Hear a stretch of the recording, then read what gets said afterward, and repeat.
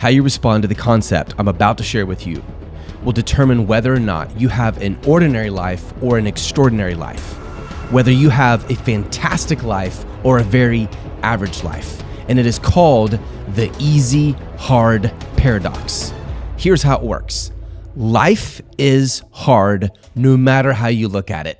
And anyone who's born into this world or is raised thinking life is easy because the parents always overprotected the child, and then they woke up one day and realized, wait a minute, this isn't reality, is devastating to someone. That's why it's the parents' responsibility to make sure children are trained so they can go out into the world and be strong and be tough.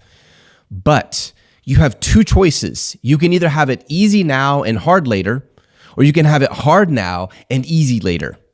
For example, you could sit on the couch and eat chips and candy bars now and then have massive medical bills, bypass heart surgeries, and a short life later.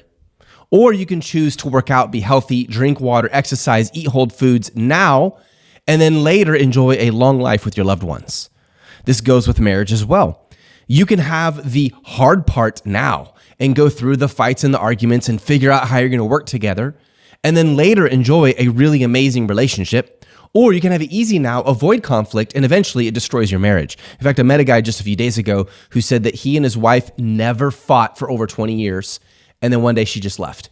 He's like, Seth, we didn't even have a relationship. It was so fake. Man, I would so prefer to have a wife who I fight with sometimes because then I know it's real. We forgive each other, we make up, and we move forward. Then you know there's grace. Then you know it's real. Everything you do every day is a choice to choose the easy now or the hard later, or the hard now and the easy later. And man, this applies never more than to a business, because building a business is difficult. Building a business is hard. Building a business is not easy. And there will be late nights. There will be times you'll be discouraged. You will fall on your face. You will try a marketing campaign. It won't work. You will get someone reject you when you're trying to close a sale. You will write copy and it doesn't get any clicks. It's going to happen. But remember, that hard now means someday in the future, you get it much easier when the money starts coming in, when that income starts becoming passive, and you start having that financial freedom to enjoy with your wife and your children.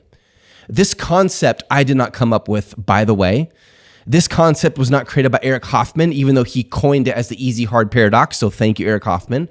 This concept is centuries old, millenniums old. It comes straight from the Word of God.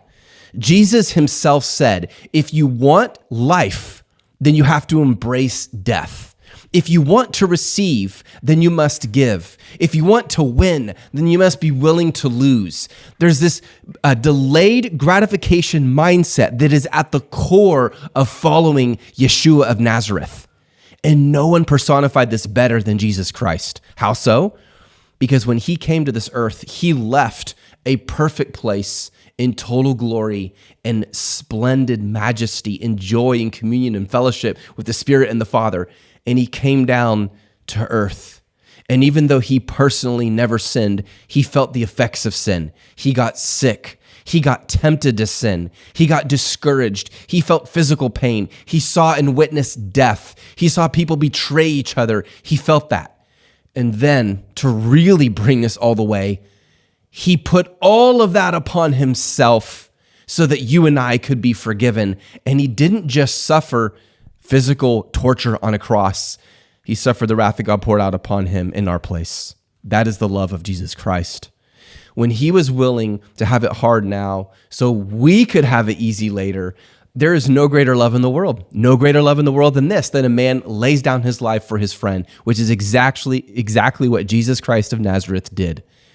So when you build your business, remember this, there will be many hard days.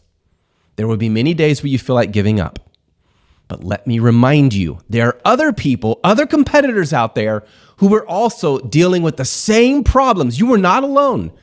Don't just go look at their Instagram or their Facebook or their TikTok like, oh man, they're doing so. No.